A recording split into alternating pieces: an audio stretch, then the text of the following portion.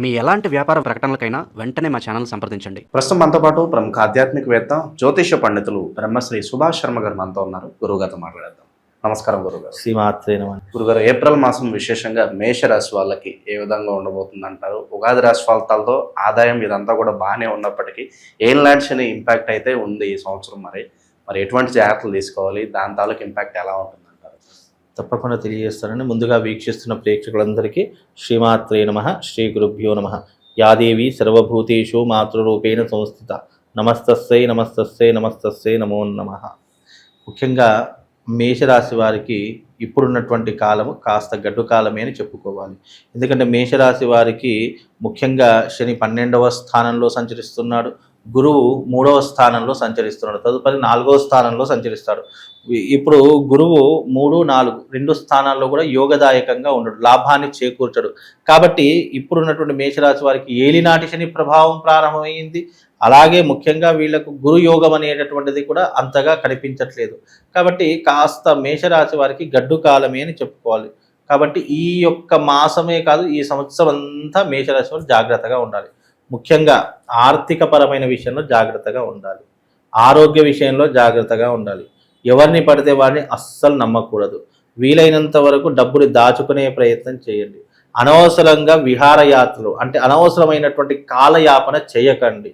ఆనందం కోసం అస్సలు ఆలోచన చేసుకోకండి. ఎందుకంటే కష్టం మీద ఆధారపడే ప్రయత్నం చేసుకోండి.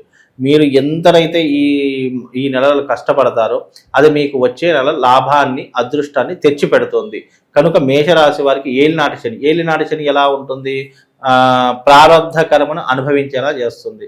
అంటే కష్టము, బాధ, దుఃఖము ఇవన్నీ అనుభవించేలా చేస్తూ ఉంటుంది. కాబట్టి వీళ్ళకు శని అనుకూలంగా లేడు, గురువు అనుకూలంగా లేడు. కాబట్టి వాళ్ళ గురించి ఇక మేషరాశి వారి గురించి పెద్ద విషయాలంటూ ఏమీ లేవండి, నార్మల్గా ఉంటుంది. గోచార ఫలితాల ప్రకారం చూసుకుంటే, జన్మజాతకాల ప్రకారం చూసుకుంటే ఇంకా ఏదైనా మార్పు కలగవచ్చు. కానీ ఇప్పుడు ఉన్నటువంటి గోచార ఫలితాల్లో కనుక మేషరాశి వారికి అధమ ఫలితాలు అనేటటువంటివి కనిపిస్తున్నాయి. కాస్త రిలీఫ్ ఏమైనా ఉందా ప్రస్తుతానికి? ఏమన్నా అంటే పలానా విషయంలో పర్వాలేదు, మీరు ముందుకు వెళ్ళొచ్చు అనుకుంటే ఏం చెప్తారు?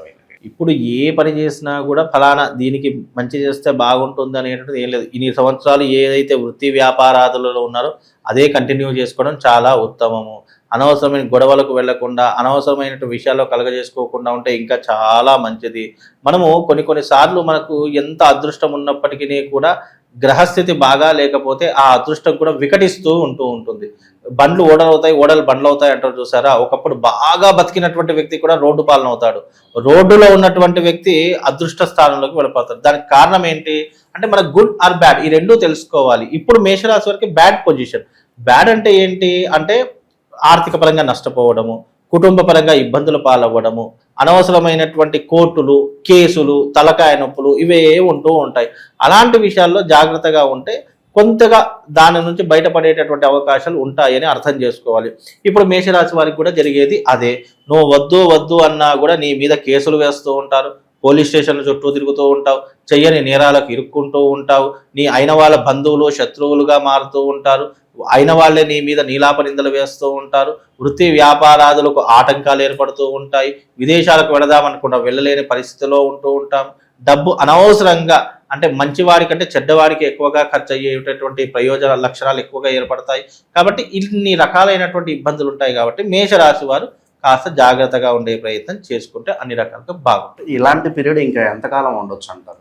వీళ్ళకు ఏలినాటి శని ప్రభావం 7.5 శని అంటే దాదాపుగా 7.5 సంవత్సరాల పాటు వీళ్ళకు శని ప్రభావం వెంటాడుతూనే ఉంటుంది. ఇక తదుపరి అంటే శని మళ్ళీ 3 భాగాలుగా విభజిస్తారు శనిని.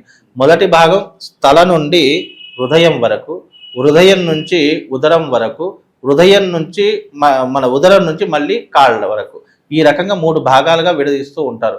మొదటి భాగంలో ఏంటి అంటే గనక ఆలోచించకుండా పనులు చేసి అంటే 2.5 సంవత్సరాలు దాంతో అంటే మొండిగా పనులు చేయడము, ఆలోచించకుండా పనులు చేయడం, తొందరపడి నిర్ణయాలు తీసుకోవడం, దీనివల్ల 2.5 సంవత్సరాలు ఇబ్బందులు అవుతూ ఉంటాయి.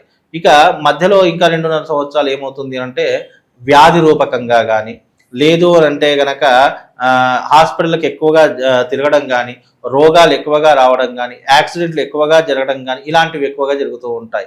ఇక మళ్ళీ 3వ స్టేజ్ ఏమవుతుంది అంటే కామక్రోధాలు పెరిగిపోతూ ఉంటాయి. జూదము మద్యము లాంటి ప్రదేశాలకు ఎక్కువ వెళ్ళడం జరుగుతూ ఉంటుంది. కాలు ఒక చోట నిలవకుండా ఉంటూ ఉంటుంది. ఎప్పుడూ కూడా వృధా ప్రయాణాలు చేస్తూ ఉంటారు. ఇలా ఒక్కొక్క దానికి ఒక్కొక్క ప్రయాణం అనేటటువంటిది నడుస్తూ ఉంటుంది. కాబట్టి 7.5 సంవత్సరాలు మేషరాశి వారికి కొంచెం గడ్డు కాలమే అని చెప్పుకోవాలండి. మరి ప్రస్తుతం ఈ గడ్డు కాలాన్ని అధిగమించడానికి ఎలాంటి ప్రత్యేక పరిహారాలు చేస్తూ బాగుంటుంది? ముఖ్యంగా మేషరాశి వారికి ఈ గడ్డు కాలం తగ్గాలి అంటే ప్రతి సంవత్సరం 7.5 సంవత్సరాలు ఉంది కదా శని, ప్రతి సంవత్సరము మరచిపోకుండా మీరు తిలహోమ తంత్ర సాధన ఒకటి చేయించుకోండి. ఎవ్రీ ఇయర్ చేయించుకోవాలి. అది దానికి వేరే మార్గం ఏం లేదు. ఎవ్రీ ఇయర్ తిలహోమ తంత్ర సాధన చేయించుకోండి. ఇప్పుడు రాబోయే అక్షయ తృతీయ ఉంది కదా, అక్షయ తృతీయ రోజున ఏళ్ళనాటి శని ఉన్న ఈ యొక్క మేషరాశి వారు ఎవరైతే ఉన్నారో తప్పకుండా ఈ అక్షయ తృతీయ రోజు ధనాకర్షణ తంత్రయాగము జరుగుతూ ఉంది. ఆ ధనాకర్షణ తంత్రయాగంలో పాల్గొంటే వాళ్ళకు ఒక రక్ష ఇస్తాను నేను. అందరికీ మామూలుగా ఎవరైతే వస్తారో వాళ్ళకు మామూలు ధనాకర్షణ యంత్రం ఒక శివశక్తి స్ఫటికలింగం ఇస్తాను.